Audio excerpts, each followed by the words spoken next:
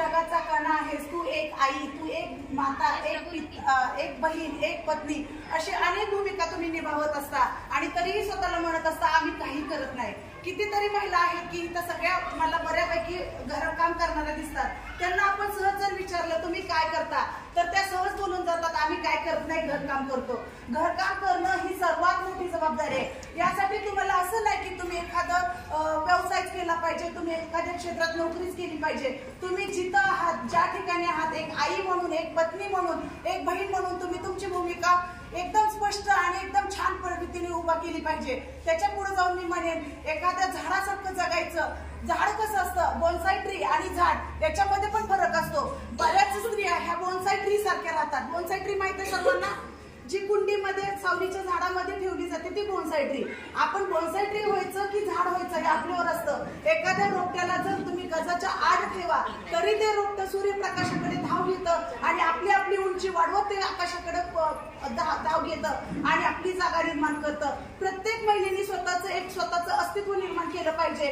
फुल नाही, फुलाची पाकळी आपण स्वतःसाठी काहीतरी केलं पाहिजे. महिला दिन फक्त एक दिवस नसावा, महिला दिन रोज असावा. आपला स्वतःचा सोहळा आपण रोज करायला हवा. पण कमी जर म्हणलं ना की तुम्ही पण असं काहीतरी करा की तुम्ही मला लगेच काय म्हणणार, आमचं जीवन वेगळं आहे, तुमचं जीवन वेगळं आहे, आमच्या लाईफमध्ये फरक आहे, तुमच्या लाईफमध्ये फरक आहे. पण खरं सांगायचं तर कुठल्या बाईच्या आयुष्यात संघर्ष नसतो. संघर्ष प्रत्येकाच्या जीवनात असतो. संघर्षामध्ये मी एक गोष्ट सांगते तुम्हाला. एक शेतकरी असतो आणि तो शेतकरी कायम देवाला दूषण देत असतो की बाबा तू व्यवस्थित पाऊसच पाडत नाही, तू व्यवस्थित पाणी सोडत नाही, तुझ्यामुळे दुष्काळ पडतो, तुझ्यामुळे पीक येत नाही. त्याच्या कायम डोक्यात दूषण जशी आपल्या घरात असतात. आपण पण कमी आवाजात असू नाही तर मोठ्या आवाजात असो, पण आपण सुद्धा दूषण देत असतो. माझ्याच आयुष्याला हे कसं आलं, माझंच आयुष्य असं आहे. पण ऍक्च्युली तसं नसतं. तर त्या शेतकऱ्याला मग एक दिवशी देव म्हणतो बाबा चल, तुझ्याच हातात मी सगळ्या चाव्या देतो, तुला 1 वर्ष तुला संधी देतो, तुला जे काय करायचं ते तू कर. मग ठीक आहे, शेतकरी खुश होतो. शेतकरी ठरलेल्या नियमाप्रमाणे पाऊस पाडतो, ठरलेल्या नियमाप्रमाणे वारात जेवढा पाहिजे तेवढाच घेतो, सगळं व्यवस्थित रिसर करतो. फळं पीक अगदी डुलायला लागतं, त्याला फार आनंद होतो. आता पिकं काढायची म्हणल्यानंतर तो जातो आणि कापणीला सुरुवात करतो.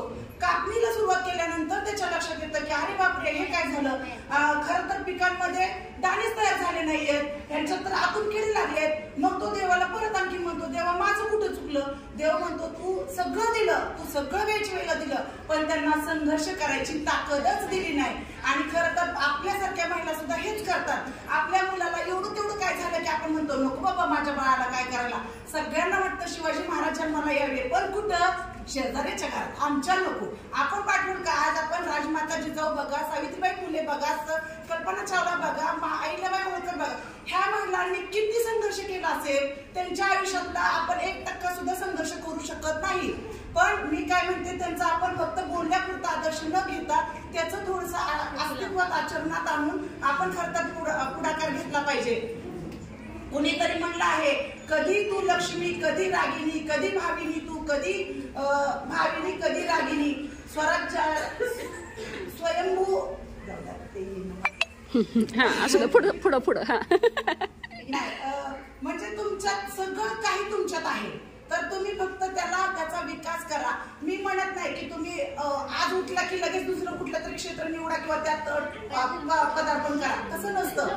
तुम्ही सुरुवात तरी करा, स्वतःपासून बदल करायला चालू करा, आपल्या घरापासून बदल करा. हळूहळू सगळे बदल होत जातात. किमान स्वतःच्या अस्तित्वासाठी सगळ्या महिलांनी झटावं एवढीच माझी इच्छा आहे.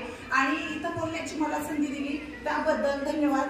आणि त्याच्या पुढे जाऊन खरं तर तमाम शिक्षकांनी इथं एवढा छान कार्यक्रम घेतलाय. त्या शिक्षकांचं बोलणं महत्वाचं आहे. आज ह्या शिक्षिका फक्त पुस्तकं शिकवत नाहीत, पुस्तकातल्या नुसत्या कविता गाणी शिकवत नाहीत, तर ते रुजवतात मुलांच्या मनावरती आत्मविश्वास, शिस्त, संयम, ह्यांनीच आपली मुलं घडतात. आपण ह्या शिक्षकांना सहज बोलून जातो तुम्ही आज काय केलं, तुम्ही आज अभ्यास घेतला नाही, पण खऱ्या अर्थानं ह्याही सगळ्यात मोठा समाजाचा परिवर्तन बिंदू म्हणजे ह्या तमाम शिक्षिका आहेत. आणि ह्या सगळ्या शिक्षकांना माझा मानाचा मुजरा. एक शिक्षिका जर विचार केला तर एका मुलामध्ये कितीतरी बदल घडू शकते तिच्या एका प्रोत्साहनाने आणि एका शब्दाने. आपण बघतो आपली मुलं आपलं ऐकत नाहीत. आपण शिक्षकांना सांगा आपली मुलं लगेच ऐकतात. त्यांच्या एका प्रोत्साहनाने एखादा विद्यार्थी कुठल्या पदाला जाऊ शकतो हे कोणीही सांगू शकत नाही. म्हणून सर्वात मोठा मी म्हणेन की जर कोणी असेल भारताचा दुवा तर शिक्षक आहे. आणि या तमाम शिक्षकांना सुद्धा माझ्याकडून भारतीय महिला दिनाच्या हार्दिक शुभेच्छा. मला संधी दिल्याबद्दल धन्यवाद.